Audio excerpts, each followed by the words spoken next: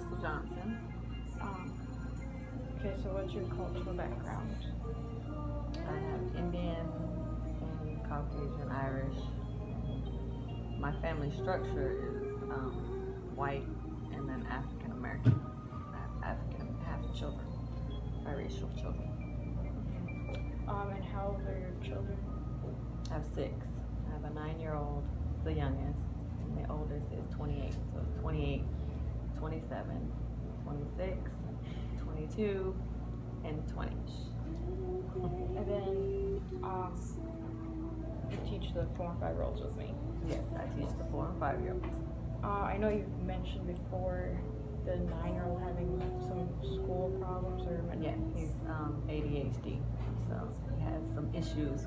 And then we're still researching on his reading delays because my older son and my middle child also had learning disabilities while they were in school. Can you elaborate more on any school problems between home and school that he has? Well, I don't feel that a lot of the teachers at the school know how to deal with an ADHD child per se. Some of them do, some of them don't. He has a lot of difficulties with, with in elementary school they only give them a limited amount of time of outside play.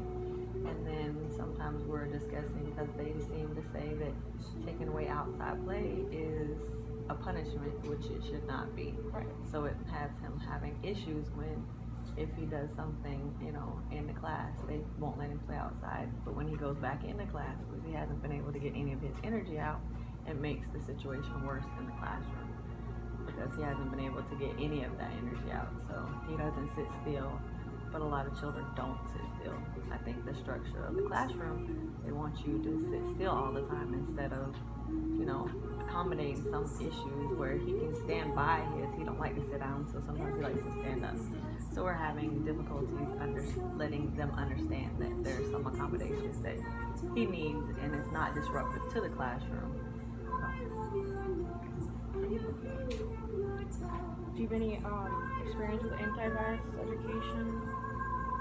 Yeah, I've also, besides teaching here with you and 4-year-olds, I have a background of 16 years of early education with the school board when they had it and other grant holders that took over the grant. I've dealt with it based on the structures of classrooms where we have to introduce different family structures because we do have many of those that come in and reading of books of different races being together, different sexes being together, and I think sometimes that played in a role with my parents coming into classrooms and they see that their son's playing with a doll or dressing up, and a lot of men are like, no, I don't want my son to do that. And it's very hard. I mean, we have to address it with them and try to get them to understand while they're doing something, while they're playing with a doll, they're learning how to be men, they're learning how to take care of kids and retrain their focus on how to teach their children. We're not trying to say, and then like dressing up is the fact you can have a male be a nurse. Can't say that all females are nurses or all women are teachers. So we need to let them know that whatever they want to be, they can be. So teaching it has opened up a lot of things.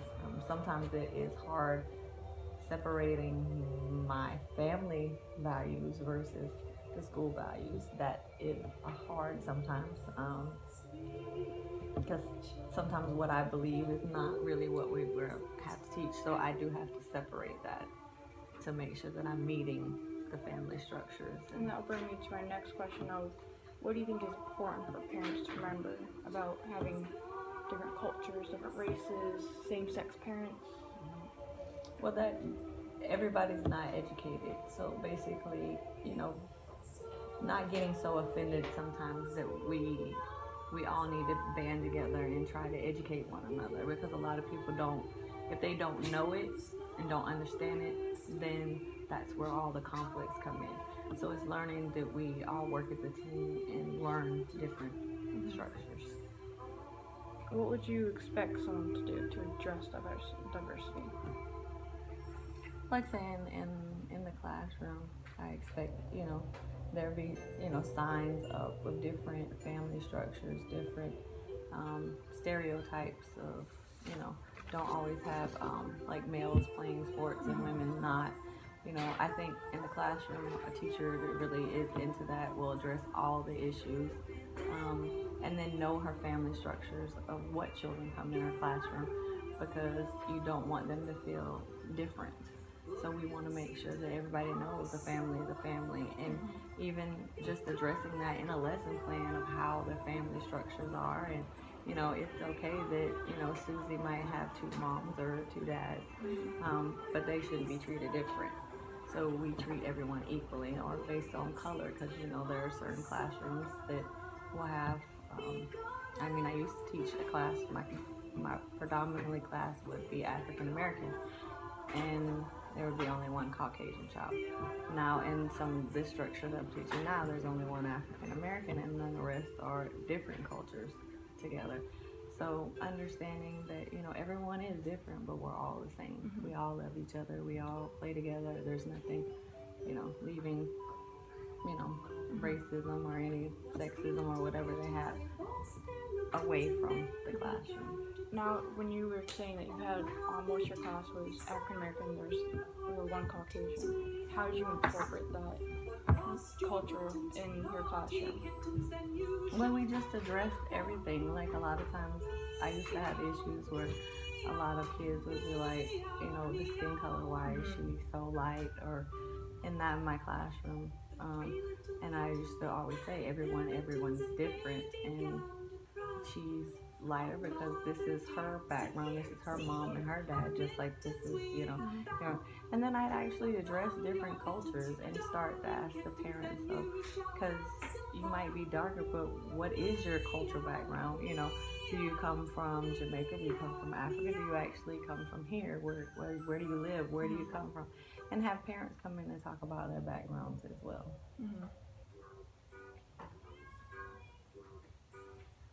Now, how do you feel about anti-bias as a teacher and as a parent? As a teacher, I think I pretty much try to cover it and understand where the parents come from. I've even had a situation as a teacher. It's kind of funny.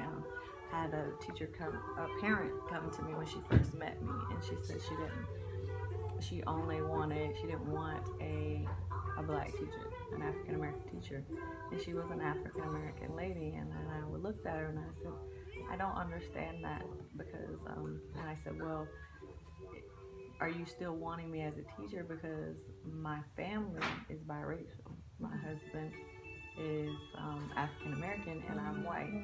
And she was surprised a little bit, but she was like, no, but she was stereotyping me based on my appearance. So it was funny, but then when we kind of broke it down, it was just her stereotyping people as well, but just to educate her, and we got on the same page, and then she was like, oh, okay, yeah, I understand, and then she understood her wrong in that teaching. And as a parent too, I deal with a lot of situations my kids have dealt with in school, dealing with. My older kids dealt with it more than my younger kids, but I think that's more because I think they're getting more educated instead of being so closed-minded to everything. So that, to me, it's just sometimes as a teacher, I have to walk a straight line on certain things, and then when it hits home, it's a little different in how you have to deal with situations.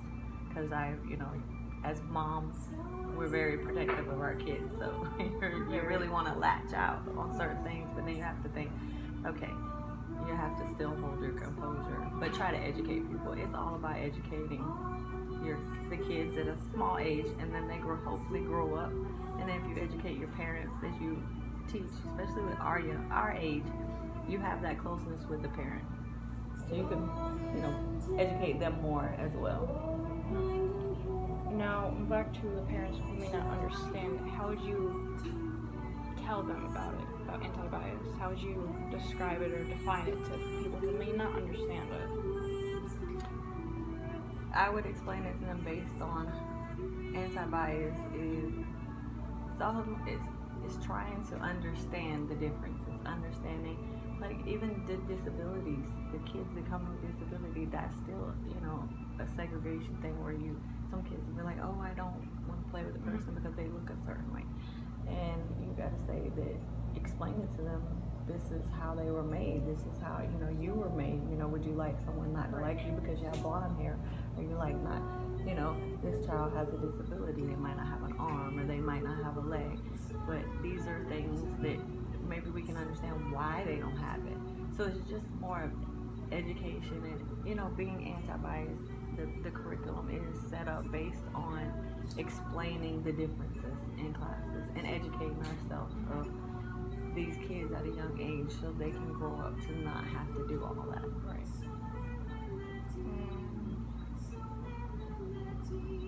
And I think I've already asked you this, but what do you think is important for parents to know about diversity and cultural backgrounds? Just know that not everyone is the same. Right. And it's like, don't judge a book by its cover until you open it up and read it. So that's basically, just because I look at you, because there's a lot of people, I mean, even working here or working everywhere, but just like one of my kids, like I say, I have children, they're both biracial, African American and Caucasian, but my children all look different. I have one child that's darker than the other, and when they go places, you know, this one they'll be like, oh, she's black, or oh, she's white, because one is lighter than the other, but they're actually the same. So and they're like, no, we have the same mom and dad. So it's funny how people will per se something.